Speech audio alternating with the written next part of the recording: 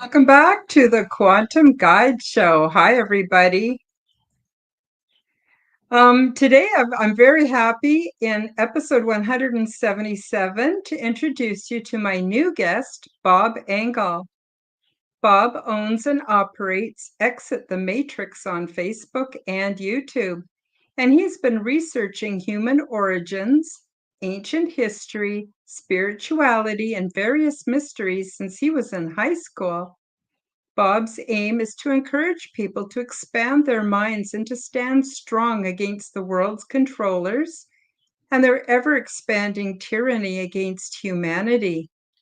To find out more about Bob and his research, the links are featured below in the description. Thank you for subscribing, leave me a comment, and smash that like button. Today in episode 177, we will discuss ancient origins and the quantum field. Bob, welcome to the Quantum Guide Show. How are you? I'm doing great. Thanks for inviting me, Karen. Oh, my pleasure. My pleasure. I know you've got so many interesting things to tell us, and I'm wondering if you want to start off by telling everybody kind of how you got started. I know you got started back when you were in high school, but how did you get started in all of this? And yeah, just tell us a bit about that.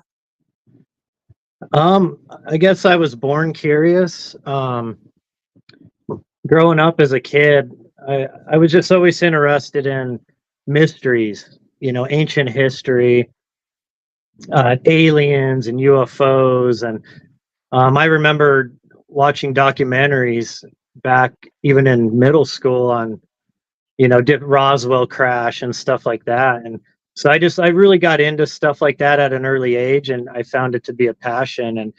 And in fact, my senior year in high school, my last major English project, I did it on the Bermuda Triangle. I mean, I had a big old poster I made, and I had all this other stuff with it. And it was kind of funny because back then, there weren't a lot of people into that stuff. And I think I was the only one that actually knew what I was talking about. Everybody else was just like sitting there and they enjoyed it, but they were like, what is this guy talking about? And of course, Charles Berlitz, his books really got me into delving into the Bermuda Triangle. And then as I delved into that deep, I started getting interested in like possible like portals on the earth and ley lines and all this other possibilities tied in with the whole Bermuda Triangle mystery. And I guess to this day they haven't really proven what it is. For the most part, it's been explained as being natural occurrences with storms and other weather patterns and such, and electromagnetic stuff that happens in that area. But regardless, that's kind of what got me down on my first major rabbit hole. And then I was always encouraged by my dad to study the Bible, but this wasn't regular. This wasn't like your Sunday church study. It was like read the whole book, study it front to back and learn the prophecy in it. So I really got into Bible prophecy big time, like the books of Ezekiel and Daniel and Revelation and stuff like that. And of course, Genesis and the creation stories, I always took a big interest in. But so I kind of started out from that path as far as looking at spirituality and everything. But then something curious happened to me when I was 19 years old. 18, 19, somewhere right around that point. I was already living on my own. I moved out after high school, moved in with some buddies, and was already a manager at a store. But regardless of that, we used to go out and meet after work all the time and play basketball. And this one time we were playing, and I went up to block a shot, and my legs got swept out from under me, and I landed really hard on my right hand, and I broke the bone right here. I don't know what that bone's called, but I could push my finger in and feel the bones, kind of at an angle, and it was excruciating pain. My hand was all swelled up, black and blue. Well, even though I had a full-time job and I was a manager, my insurance hadn't quite kicked in 100% yet. So I didn't want to go to the doctor. And well, my brother's friend, he was into spirituality, more like Eastern medicine and stuff like that. And he'd been getting me to read this book called the Celestine Prophecy, Celestine Oh, yeah. Prophecy. Yeah, Yeah, I've read it. yeah, and it's supposed to be a fiction story. However, there's a lot of mystery school teachings embedded in that book. And so I read that book just right before this had occurred. And I decided one night when I was laying in bed, my hand was just in excruciating pain. I decided to start, dabbling in this energy healing that it taught in the book. And so I laid in bed and I pictured in my solar plexus area, like kind of like a maelstrom or like a swirling of energy building up in the middle of my body, in my chest area. And I just kept on, focusing on that, and it kept getting stronger and stronger, almost like if you've ever gotten too drunk, almost blackout drunk, and you get the spins really bad, and it feels like you're just spinning around out of control. And I always kind of found that to be exciting, that feeling, but some people it makes them sick. Mm-hmm. To each their own. I'm not encouraging this. I'm just saying that, trying to give people an example of kind of how it felt. But then I kept focusing on that energy, and then my body started vibrating really, really strong. And then I focused that energy down my arm and, down all the way to my hand. And then I just focused and held it there on my hand for, I don't know, 10, 15 minutes, as long as I could. It was, I'd never done anything like that before. And it was amazing, like what I was experiencing, but I kept with it as long as I could. And finally, I just got exhausted, and I just kind of went to bed after that, went to sleep. Well, the next morning I woke up and there was a dull ache in my hand, but the swelling had gone down. It hardly hurt anymore. And the bone was straight now. And ever since that day, the bone's perfectly straight. It was obviously broken for like at least 2 days.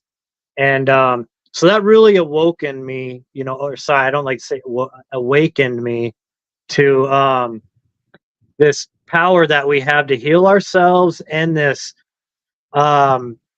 I don't know, I guess you call it otherworldly, you know, energy or spiritual power that we could tap into. Now, the problem I ran into after I found this out, and it was a miraculous healing. I started struggling within myself because of my, Christian beliefs, biblical beliefs, and how hard I delved into the Bible.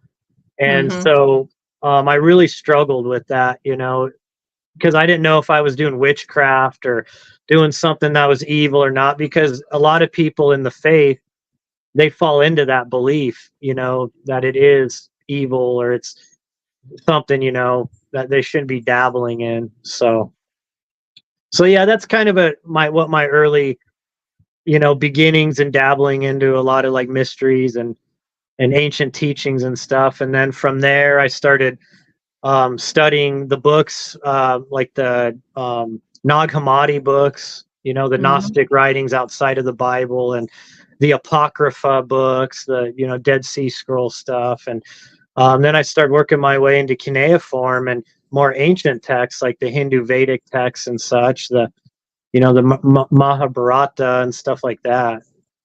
So Yeah. Yeah, great sources of information.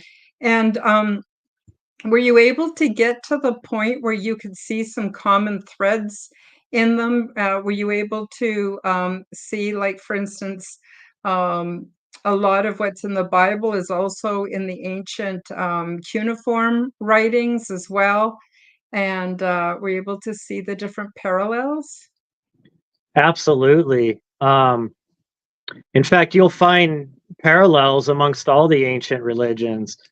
A lot of connections, Zoroastrianism, and of course, a lot of the Greek beliefs like Mithraism and Sol Invictus worship, and a lot of the Egyptian mythologies, and like I said earlier, the Vedic texts. And then of course the Babylonian, the Assyrian, Sumerian, and the Hittite, and many other cuneiform writings also, which span thousands of years. That you do find that there is a connection amongst all of them. And so you're mentioning the Bible, for instance. Well, in the cuneiform, people that haven't delved into the cuneiform, they may be surprised to find that a lot of the same stories are there. You've got the Tower of Babel stories. You've got the Genesis, Adam and Eve stories. You've got the biblical flood story is also found in the cuneiform tablets. And but however, I do want to add that some I started realizing is a lot of the I'm not trying to upset anybody here, but I would say I feel like some of the adaptation that you find in the Bible of those older, more ancient sources have been misunderstood a little bit. A little bit of translation is Yep. lost in that, and so I found going back to those ancient, thousands of years older sources than the Bible. It gives you a lot clearer picture into our early ancestors and what they were experiencing during those ancient times. Yep, I would agree with you. Well, it's my understanding that about 500 years after Christ is when they had the Council of Nicaea, and then they decided which of the books they were going to put together and create the Bible as we understand it today. And of course, all kinds of writings, especially stuff about Enoch, was basically left out. And now by going back and studying the ancient cuneiform writings, we're getting a more complete picture. I don't know. Would you agree with that, Bob?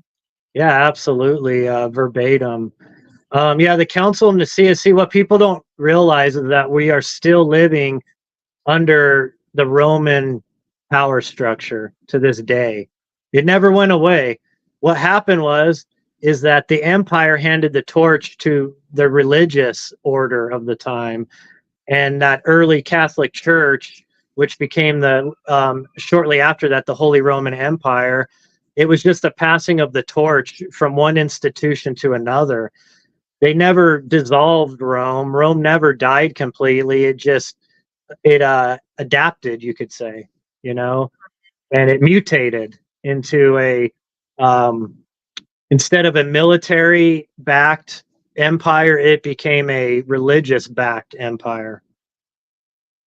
It's really interesting. I did some research on the Borgia popes, and boy, that sure opened my eyes. Oh my God, I couldn't believe it. Now, I'm not here to bash religion. I spent most of my life being a deeply religious person. I've read the Bible about 3.5 times from cover to cover. Of Mhm. course, the fourth reading, I didn't finish it. But anyway, I actually used to be a Jehovah Witness for about 17 years. So I was really, into religion. And it's my belief now that if religion is serving you, then there's no need to get rid of it. But I myself have come to so much of a greater understanding of of the knowledge, the broader picture of knowledge that's basically been left out of the religions. And I've not found anything in my research that has, discounted my higher spiritual beliefs. In fact, it helps me to be a more spiritual person, understanding, especially the stuff like the books from Enoch and other things. I really like the story of the Epic of Gilgamesh. I love that. It's awful long, but sometimes I put on somebody reading it, before I go to bed. It's like having a grown-up bedtime story. I really like it. But yeah, so well, good for you. So did you find that it shook up your religious paradigms, or were you able to integrate that with your new learnings? How did that go for you, Bob? So yeah, so before I take us on a deep dive into this, I do want to say up front, just like you said, I'm not trying to bash anybody's religious beliefs either. I was there. I was deep in the Bible. I probably studied it as hard as almost anybody can out there. Front to back, and just connecting the new and the old and all that. And I do want to say that I do believe Yeshua, our brother, was a real person that walked the earth, and that he was an ascended master, and he was a master teacher, and he was the Son of God, and he was the Son of Man, just as we are. You know, that's something people discount. He tried to teach us that. However, one thing you will find out here, and I'm giving people a heads up now because this does upset a lot of people.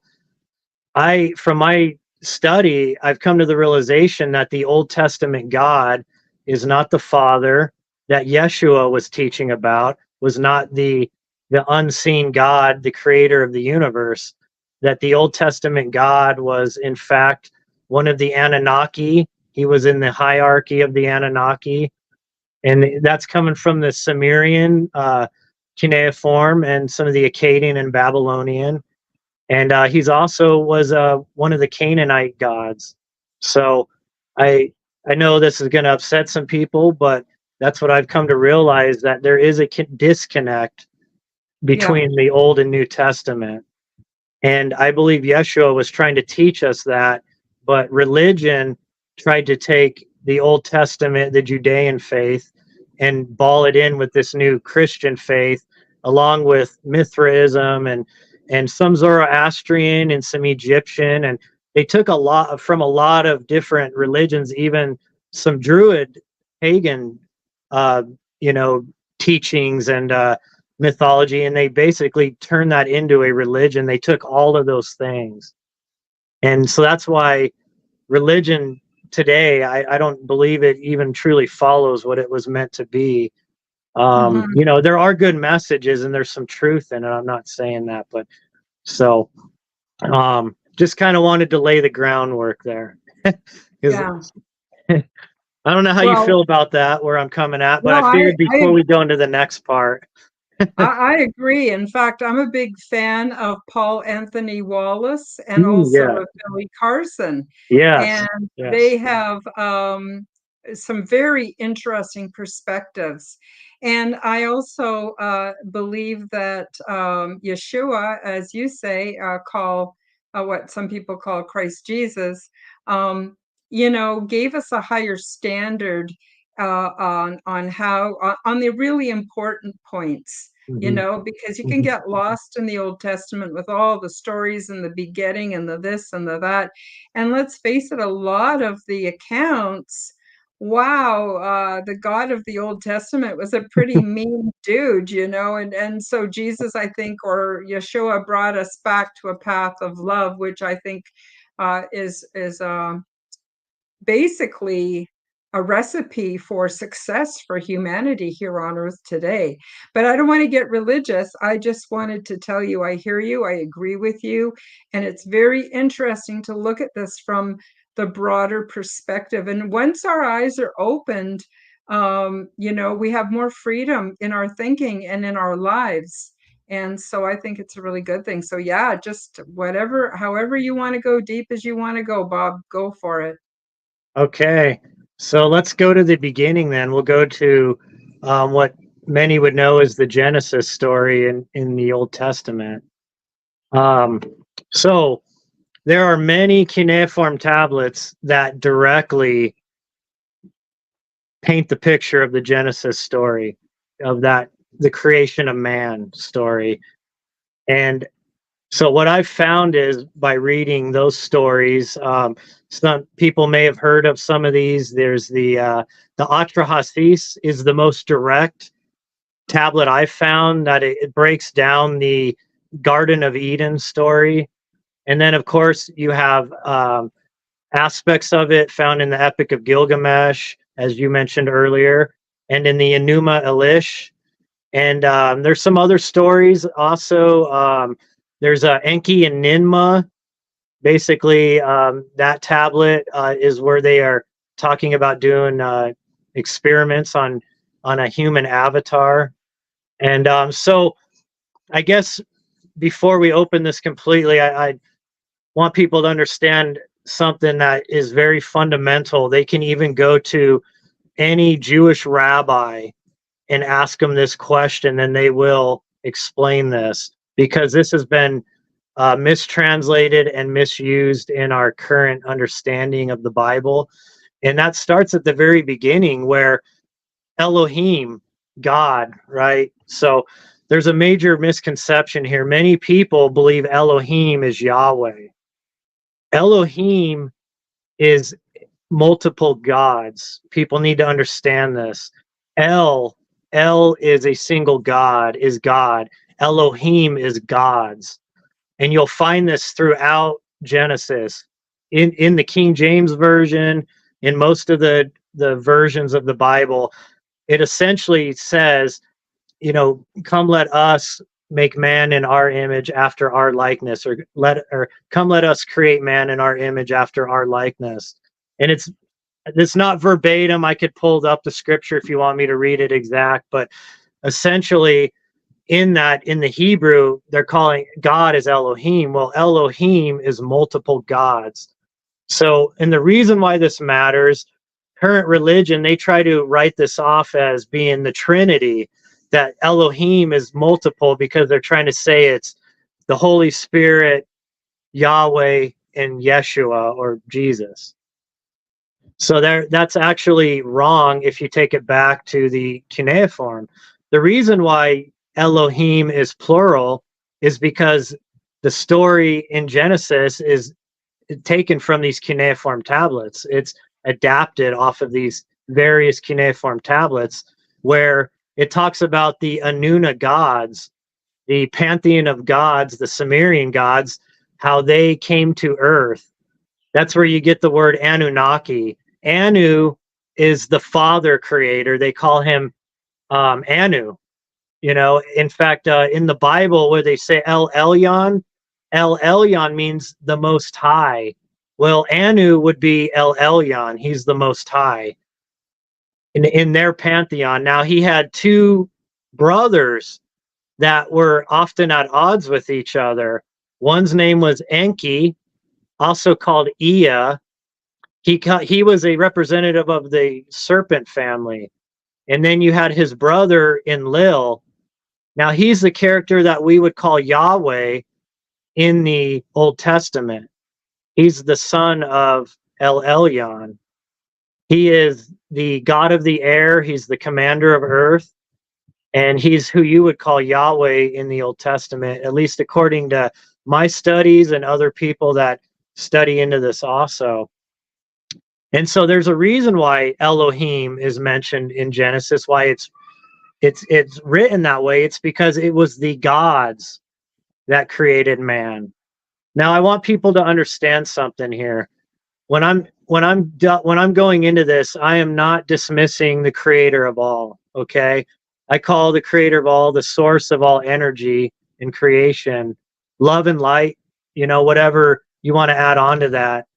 But this God these gods in the Bible, they were humanoids, they were entities, they were not the creator of all.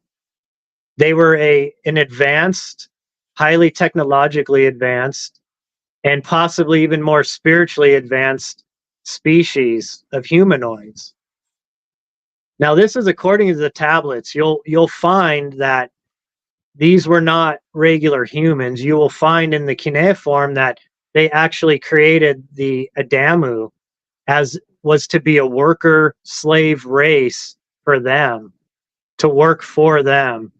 This was Adam and Eve were never meant to it wasn't like God just came here and created Adam and Eve to create this paradise for them to live in and name the animals and frolic through the Garden of Eden. No, these characters in the Old Testament, Yahweh and the serpent, they were these brothers at odds with each other. And according to Atrahasis, there was a rebellion going on amongst the Anunnaki. Oh, I'm sorry too. I jumped. I just realized I wanted to clarify some. I'll go right back to that. I have a bad habit of this, so bear with me. I'll start going down on a tangent and I'll forget where I was going. So that's okay. Anunnaki, I want people to understand this. Anunnaki, Anu stands for heaven. He's El Elyon, like I said, he's the highest God. Now he had a consort, his wife, her name was Ki. Ki means earth. And that's where that saying Anunnaki, it's from heaven to earth they came. So I wanted people to understand that. And now Anuna also basically means essentially the same thing, but it can mean powerful ones, shining ones, golden ones.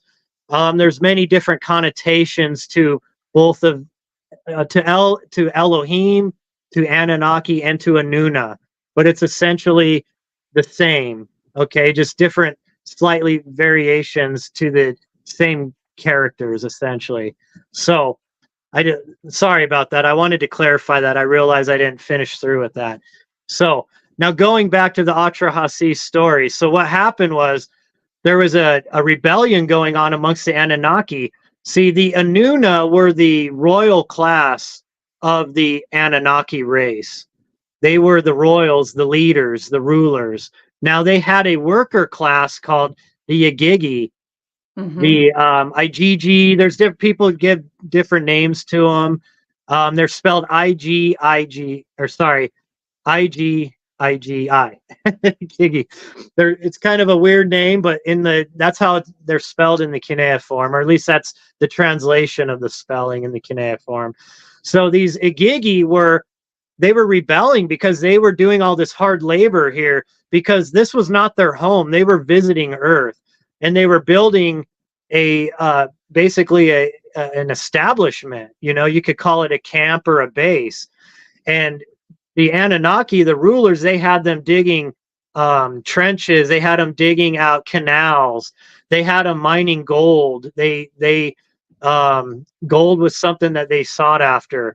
They were having them, do all this manual labor, probably cutting down trees, clear cutting, areas. They were filling in marshes.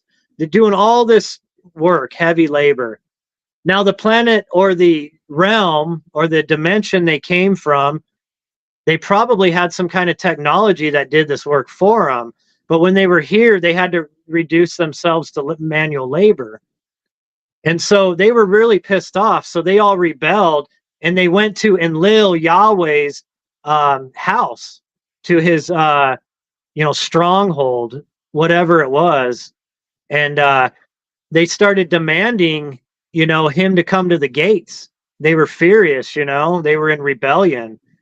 And so they told Enlil, they woke him up, his, people in his household, they woke him up. They told him, hey, our workers, the Igigi, they're out there, they're demanding you, they're pissed off. They're tired of all this labor. They're demanding, justice, somebody to replace them, for you to do something about it. So Enlil goes to his brother Enki, Ea, who is a sort of scientist of such, an alchemist, all kinds of things. And hence why he's named the serpent in the Garden of Eden, because he was very intelligent. In ancient times, snakes, serpents were symbolic of knowledge and wisdom. Well, he goes to Enki, his brother, and says, I need you to do something about this. Our workers are rebelling, and they won't dig they're not digging the canals and doing everything they need to do. And so he asks his brother, is there something you can do about this? And Enki says, yes, I can build a Lulu, a primitive worker, to replace the labors of the Igigi. And so what basically on Earth at the time was, we know this from anthropology, that there were other species of humanoids on the Earth. There were Cro-Magnon, Neanderthal. Through the ages, we found different humanoid types. Well, the humanoid that was running wild at the time on the Earth that they had witnessed, they decided to experiment and to genetically upgrade this hominid and to give it their essence and more intelligence. And they figured that they could fashion it into a worker race that they could use as slaves to do the labor to free the Igigi, who were more or less like soldiers and stuff. They weren't meant to be, it's almost like, think of the Romans when they were conquering the world. When they would conquer, at first you might have the Roman soldiers would set up earthworks and start building their bases and all that. But eventually they would get the local people to come in and do the labor for them. And then they kind of oversaw that. Well, that's what the Agigi were meant to be. They were not meant to be these hard labor workers forever. They were like soldiers and stuff. So Enki goes to his sister Ninmah, and also known as Isis in the Egyptian pantheon. However, some believe she's Hathor, the birthing goddess, which she could be that also possibly. Isis or Hathor. And she's known as Ninhursag also, depending on, Akkadian, Sumerian, or whatever. But anyways, he goes to his sister and he asks her to help him. And so they start experimenting with these hominids, and they are doing genetic tinkering on them. And this is found, people can reference this in the tablet Enki and Ninmah. And in that tablet, they are drinking beer together, which is really odd. However, you'll find as you read it, it's like they're in a laboratory setting and they're experimenting with people. And they're kind of joking about it because they're having all these problems like mutations and stuff. And like, say a guy, they create an Adamite, but he doesn't have legs. And she's like, oh my God, what are we going to do with this guy? He has no legs, And Enki's like, oh, well, he can do this or that in the king's chamber, or they're coming up with all these jobs that they can do, even though these are like hardly even humans. They're like experiments. They're degenerates, Yeah. And so this whole tablet's just really odd. It's like just going into detail about them tinkering with DNA and with this humanoid, with this human prototype. And then you'll find later on in the Atrahasis that Enki and Ninmah were successful, and that they created this prototype Adam, an Adamite, Adamu, they called it. And they realized, well, there's something I want to add to this so people realize this, because this is very important in the Genesis story. So Ninmah, like I mentioned earlier, she could be Isis or Hathor. Well, Hathor was the birthing goddess. Well, what Ninmah had to do was she had to carry that zygote, that infant in her own womb. And so she was called a birthing mother, or she was like a midwife's goddess. She was like a birthing goddess. And there's a reason why we call moms mama. When you're a baby, say mama. Well, that came from Ninmah. That goes all the way back to almost 6,000 years ago, where that comes from. And it was because humankind, when the Homo sapien was first birthed, the first Adamite was birthed to Ninmah. And so that there was a connection with that name. And it's almost like it's in our DNA as a species, a remembrance, to this day. And but there was a problem with this, was that these Adamites, they were starting to birth with not just Ninmah, but with other birthing mothers. Like if you read about Hathor, there were other birthing goddesses that helped her. Well, there were other women, for all of you that think angels and watchers and all this are just males, you are wrong. Okay. The Anunnaki had it right. These characters, these Anuna, these Elohim, these angels, these watchers, they were females too. Okay.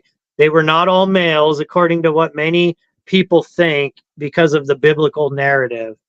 So there is a reason why ancient traditions always hold motherhood in a high esteem. Well, Ninmah, Isis, was one of the most famous, ancient goddesses. But this was why, because she birthed the first human into life. Now, these were like clones almost in a way. They were not able to procreate. So they had to do further tinkering with this prototype. And then they invented the Eve, Eve in the Bible. Yeah. So that they could try to, procreate this rate, because they were having these birthing mothers keep producing these clones, but they needed a big workforce, and you couldn't put these Anunnaki women, through all of this hard labor over and over again. They had to get these Adamites to procreate. So they were able to go in and keep tinkering with the DNA. And somewhere around 200,000 years ago, geneticists will even point to this time was when they were finally successful in the perfect genetic tinkering of the Homo sapien. That was when the brain of the humanoids on Earth expanded. That was when our DNA, that was when we became an official Homo sapien. So we go way back, way further back than people think we do. Many hundreds of thousands, of years in the past. And these Anuna, they were here way back. This was not 6,000 years ago, like according to the Bible.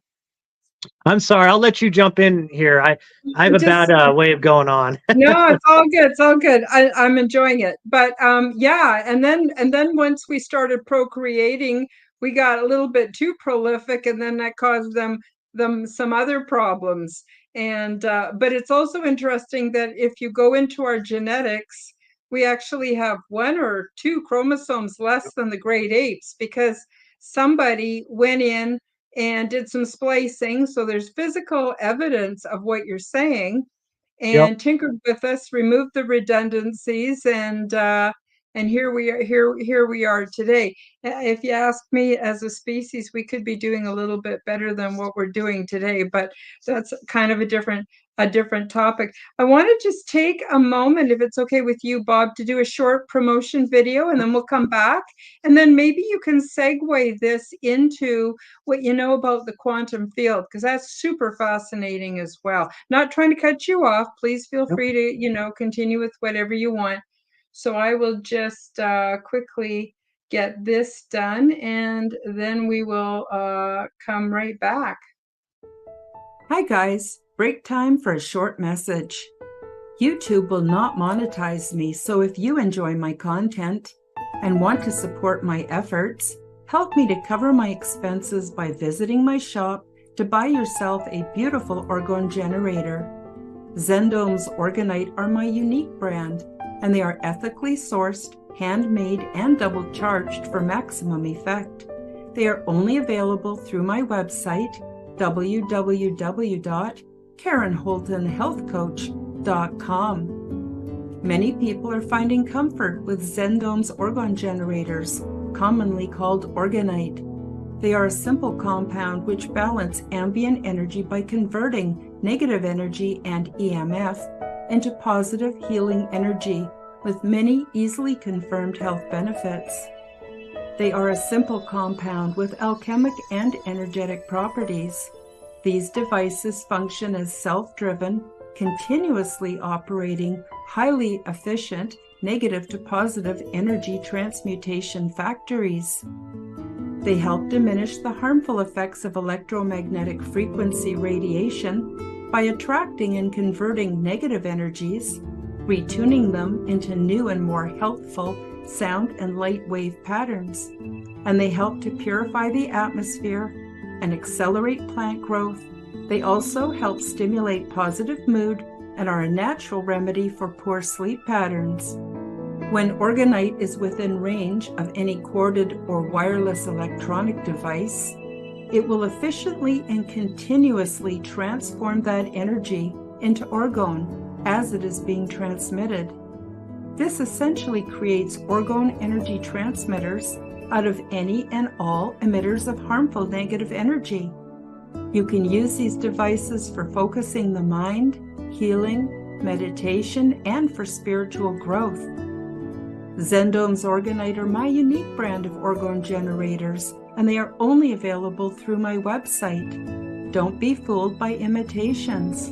Check out my website to see my latest selection at www.KarenHoltonHealthCoach.com. That's KarenHolton healthcoach.com. Check them out today.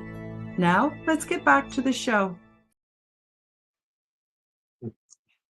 So we left off, we were talking about the origins of humanity and the nature of what some of us think is God and what's not God. And it's all very, very interesting stuff.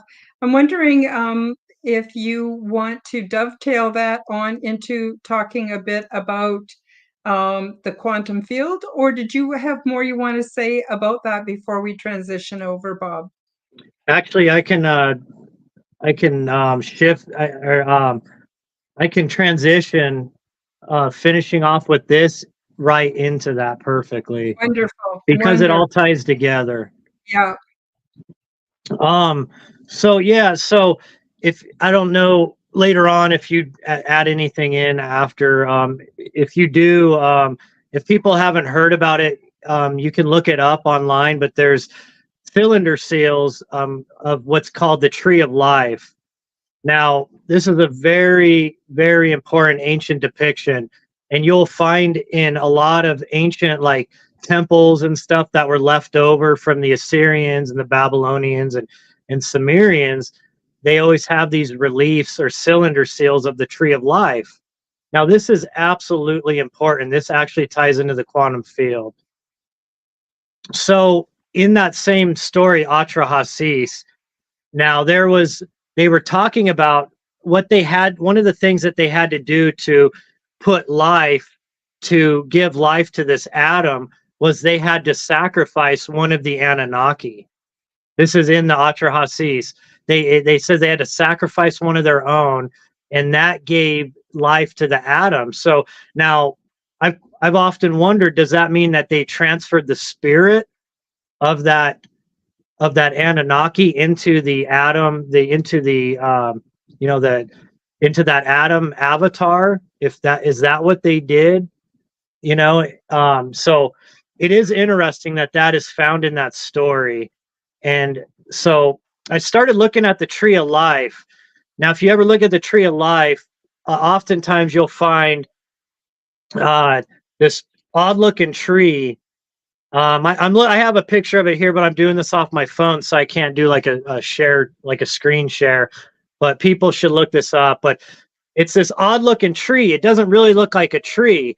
If you look at it, the branches on it are in the double helix design, and what you'll find on the ends of the branches are flowers. And then at the typically at the top of this tree, sometimes you'll find like a burst, or you'll see who's called this character in the Zoroastrian religion called Ahura Mazda. He's in this like flying little eagle device flying over the tree of life. Well, then on each side of the tree, sometimes you've got humans, sometimes angels, and sometimes what are called the Apkallu, these characters that look like birdmen, and they're putting a pine cone into these flowers, and sometimes they're putting a metal rod in other depictions.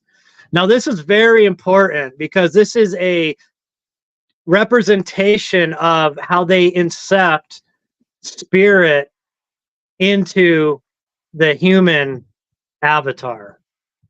So the tree of life DNA, okay? It's in the double helix design. The flowers represent the woman's, reproductive part, and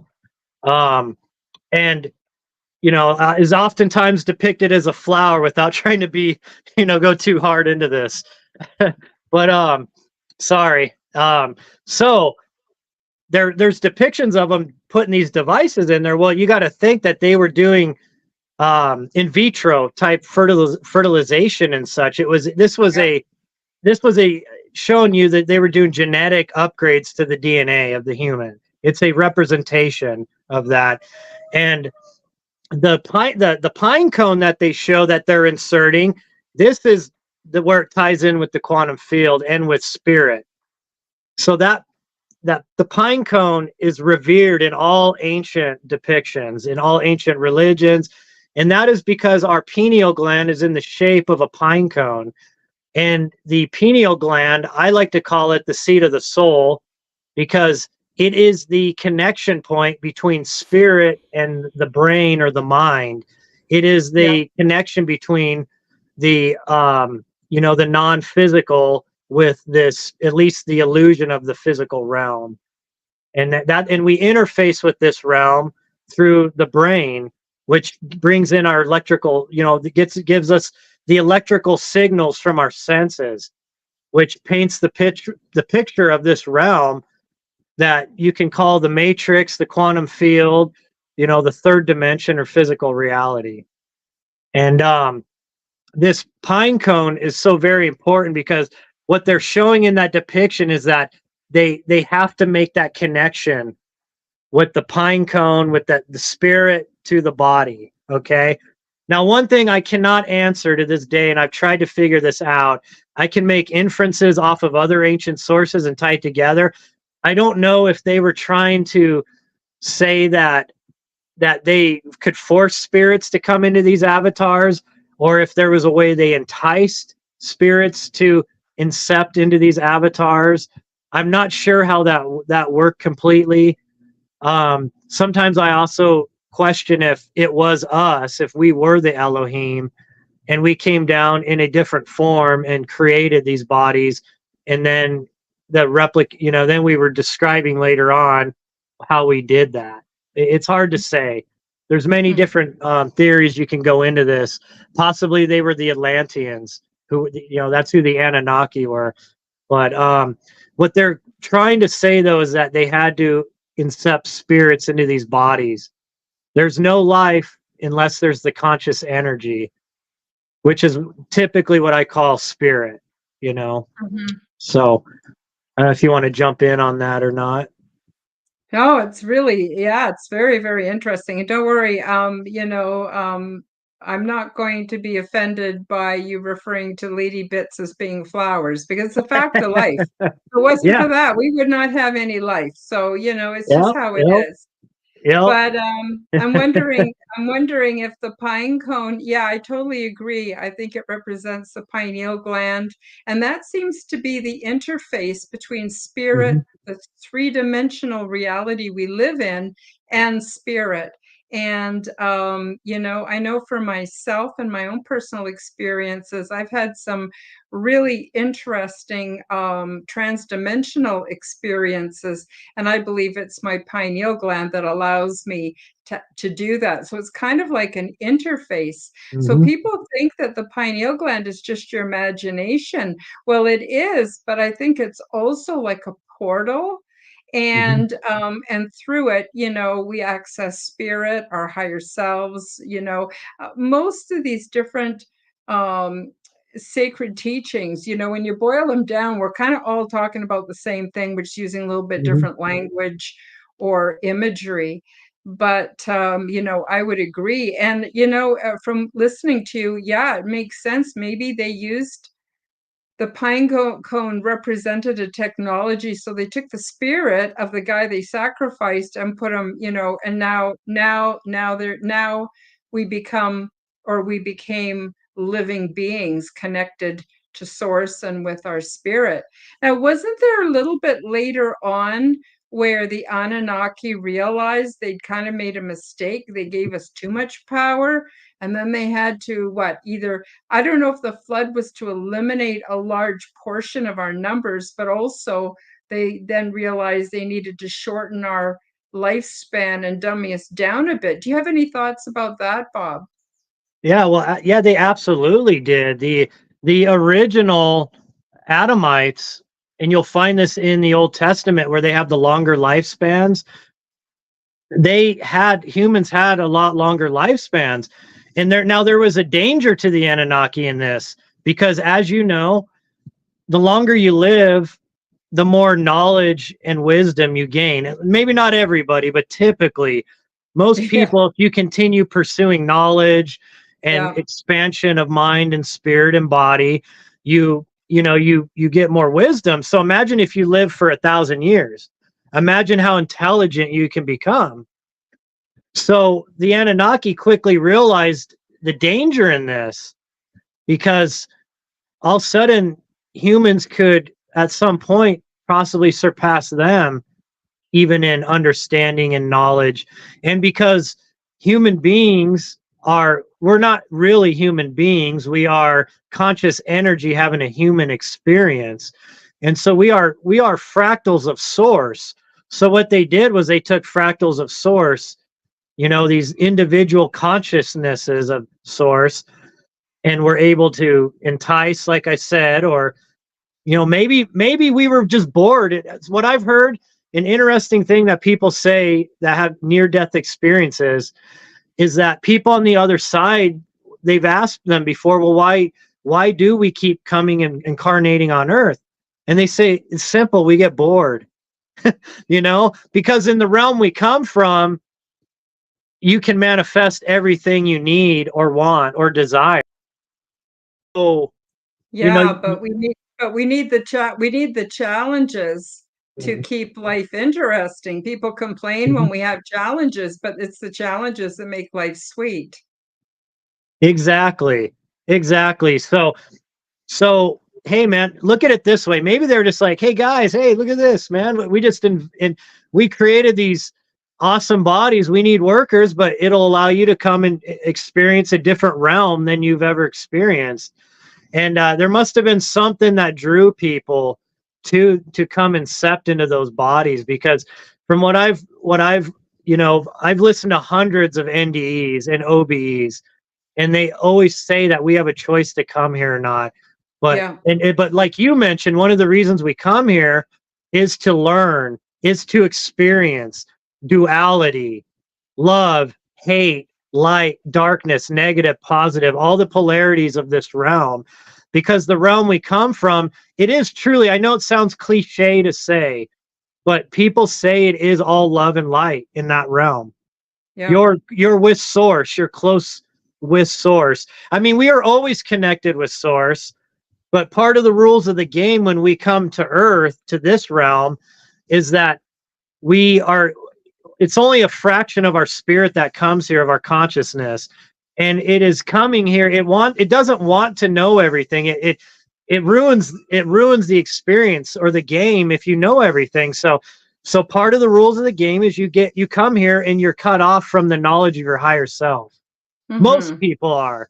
Now, some people through meditation, through maybe DMT, or through near-death experiences, they break back through that veil. Or maybe they just have spiritual abilities more awakened in them, like psychics and such. Then, some people are born that come in this, come here and they keep those abilities. However, we all have that ability. That is all part of conscious energy. It's because, our abilities transcend this realm. However, when we're in this realm, it's just like in the movie The Matrix, right? When you're in the Matrix, you essentially are following the rules of the game, unless you figure out that it is a game and you realize that it's not the truth. Once you realize that, now you can start to have bleed through on what you're able to do in this realm, because now you're starting to tap into extra dimensional abilities that you have, which is natural with your full, spiritual conscious self. And so people that can tap into that, they're starting to kind of bleed through the rules of the game, so to speak, and maybe this is on purpose, because let's be real, folks, this realm of duality is very hard. And for anybody here that would say that's crazy, that the Anunnaki created these Adamites to be slaves, workers, look at what we are born into now. The day you're born, you're given a social security number, and this is essentially the same for every nation on Earth, because all the nations, they play like they follow the law of the land, but they all follow the law of the sea, which is not beholden to natural law. They cheat is what they do. But what they do is they give you a social security number. Think of it like tagging your cattle, right? Yes. And that day you're born, you're already in debt to the day you die to your nation you're born under. That social security number is traded on the stock market as a collateral on the US debt if you're an American. And there's something else they do. Now, this is magic and trickery that they do to you.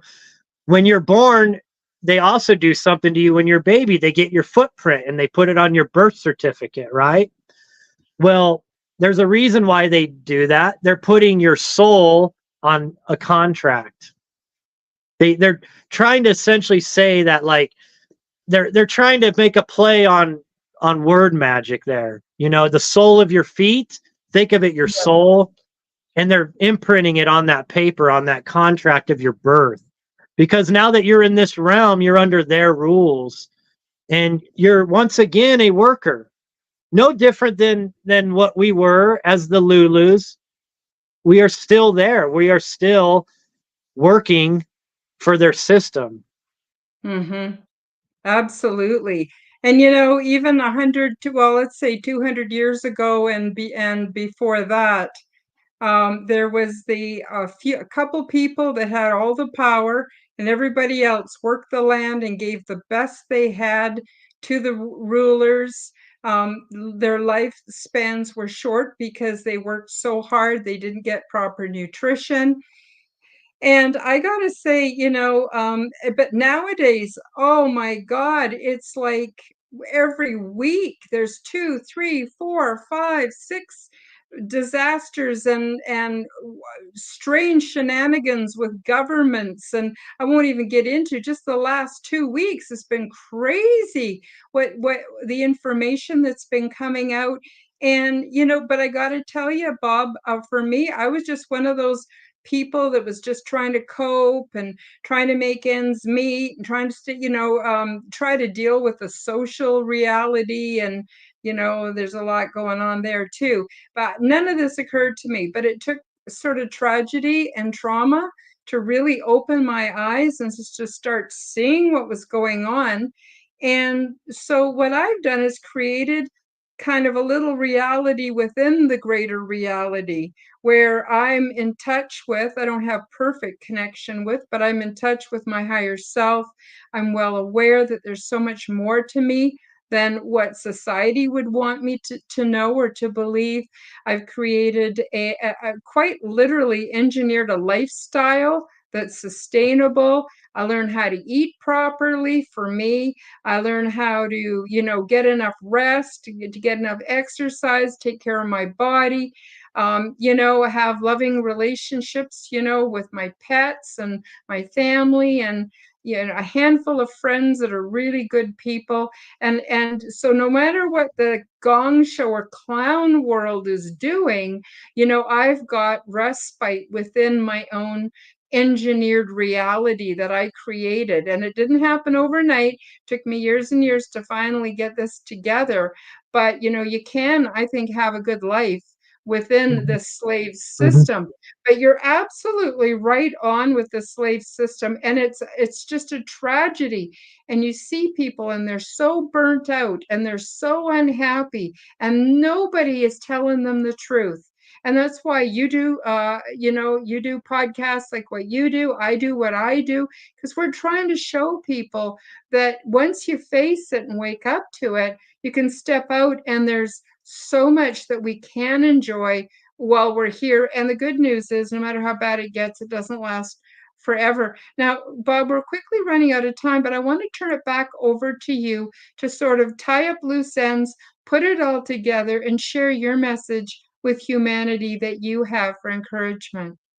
Okay, yeah. So, you know, no matter, like you mentioned, I mean, things get dark. I mean, there are dark things. I mean, that's part of why we come here. It's to experience that, right? I mean, if you never experience that as a spirit, you're not going to ascend higher, because there are different levels and dimensions to consciousness, you know. And it's not like there's only one realm outside. It's not just like a one heaven and just earth and heaven. There are multiple dimensions and realms and levels, you know. So but what I always try to teach people is, look, we have power over this realm. I want people to understand this. Now, this is one thing the Anunnaki feared. They shortened our lifespans to limited us to 120 years.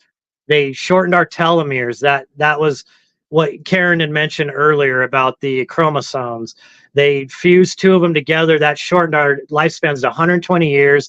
They also put what's called the God gene in us, which makes us have a penchant for wanting to worship somebody higher than us, whether that means a God character or if that means government. Some people worship government, some people worship religion, and God. But I want people to understand we are fractals of source. We are individual consciousness, and we have dominion over this realm. Even if you look at the Genesis version of the Bible, it said Adam and Eve were given dominion over all the animals in the earth, right? There's secret to that. It goes back to the Hermetic teachings. We are directly interfaced in with the quantum field. It has to obey us. We've seen this in this double slit experiment. Quantum Yes. physics is starting to connect science with spirituality. Now, one thing I've learned is that you can alter your life. You can alter your experience here. You can alter how this reality bends to your will, in fact. Now, the mystery school teachings have kept this away from us for a long time, and religion tells you not to delve into this stuff because they say it's witchcraft, but it is not. It is your God-given right to have dominion over this realm, and that's why they fear us. No matter how much they shorten our lives or whatever, you can command the quantum field to do things for you. You can command it to open up doors for you. Now, I'm not saying to be disrespectful, like I am God and I demand. No, it's in respect. We have powers over the elementals of this realm. We have powers over the quantum field. You can go to the quantum field and just say, look, I need this done and this done. I need this door open and this door open. And you have to understand that it takes a little bit of time for the quantum field to move all those energy particles around. It has to rearrange. So things don't manifest instantly. And there's a good thing that things don't manifest instantly, because what if you have a bad thought and it happens instantly? You can cause chaos, right? So there's a wait time for manifestation to happen. You just have to hold that belief in that thought and keep adding to it, and just be respectful and demand that things be done. And I'm telling you, you don't have to pray to a God or any of this, because you are one with source. You are doing what you've already been given dominion, or you are already. Remember, Yeshua was trying to teach us. It's not what goes in a man's mouth that's evil, it's what comes out. Don't you know the kingdom of heaven is within? You know that he was trying to teach these secrets. He was trying to teach us that we have power over this realm, and they were trying to twist that and put people back under like control mechanisms, and fear-based mind control is what a lot of religion is. But you can if you want to truly change your life, think about what you really want. Start believing it will happen. Start interfacing it with the quantum field and with source, if that makes you feel better. But see, source is already within you. You know, you are the son of God, the daughter of God, the son or daughter of man. You're both, just like Yeshua was. Remember what he said? You can heal the sick.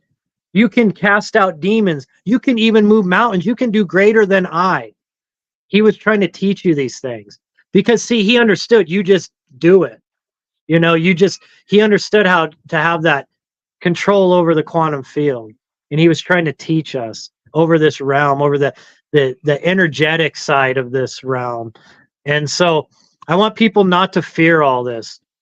You need to grow in your power. You need to claim dominion over this realm again, because you have a right. You have a birthright to it. When you were birthed into this realm, you come with the full power of source within you and behind you and in front of you, and you have dominion over that quantum field. And believe.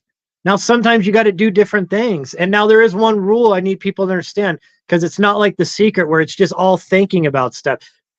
There is an energy exchange that has to happen. So you have to put action into things. You can't just ask and beg. You have to act. You know, if you want to make more money, then go start a side hustle. Go start thinking of a product you could make, and then ask the quantum field tell it what you need it to do for you, and you'll be amazed how doors will open for you, because the universe is abundance. There is no want for anything. And that's true in this realm too. We just have been lied to, and we've been limited. Yep, absolutely. It's true for me. If it's true for me and it's true for you, Bob, it's true for all of us because it's our birthright. I agree with you 100%. So before we close the show, a couple things. One is I want you to tell people what you got going on, what you got going on your channel, what you're up to, and also where people can reach you. Now, a lot of people will be listening to this on audio, and so it's good for you to say the actual where people can find you, for those that are listening on audio, but also it's good for people to hear it again. I want to give a shout out to Tennessee, Kentucky Bigfoot. Thank you for joining us. Selena Engels also joined us earlier. And but before we go, I also want to say, Bob, I want to have you back because we barely scratched the surface. Yeah, So I know. I tried to do a real quick Reader's Digest version, and thinking back, I realized I missed some steps I would have liked to put in there but I kind of hope I gave everybody a large picture, tie in. It was great. It was great. It was really great. And what I'll do is I'll contact you by email. We'll tee up another date, and hopefully you can come back and share more information. That would be lovely. But for now, tell people what you're up to and where they can find you. I'm just continuing to build my brand, Exit the Matrix. The two easiest places to find me is going to be on Facebook. That's my largest following. I'm around 100 and was it now 42K, I think, on there. So that's where I do most of my work, is from Facebook, because that's where everybody is, right? Facebook and YouTube, those are big platforms. And so you can just simply look me up, Exit the Matrix. With the capital T, Exit the Matrix. I'm the first page that'll come up on there. If you Google me, it'll come up, I think, on the second page on Google, but it'll be a link to that Facebook. And then I do have a YouTube channel. It's kind of a fledgling channel. I've only started about 1.5 years ago, but I think we're up to 2,100 subscribers, so we're growing. And then I'm also on X and Instagram, but I'm not real involved with those. So I'd say YouTube and Facebook are the best places to reach me. And anybody can message me there too. Would they look for you under Bob Engel, or would they look for you under Exit the Matrix? Exit the Matrix. Yeah, that's what I thought. And of course, all the links will be in the description below. So Bob, thank you so much for joining me on the Quantum Guide Show. It's been a real pleasure. Loved your information. Can't wait to talk more about it. And I want to thank the listeners and the viewers and the people that popped into the live chat today. It's been great. And thank you, everybody, for joining us. And we'll see you next week on the Quantum Guide Show. Bye-bye, everybody. Thank you for joining me for the Quantum Guide Show. Become the change that you wish to see in the world. Subscribe to my YouTube and other channels at Karen Holton TV. Click the like button, leave me a comment, and share this podcast with your friends. Check out my website at www.KarenHoltonHealthCoach.com to see my free resources and amazing products and services. All the links will be in the description below. As part of the Forbidden Knowledge Network, you will find the Quantum Guide Show with Karen Holton and also the Aliens and Angels podcast on all audio platforms. Until next time, keep up the good work.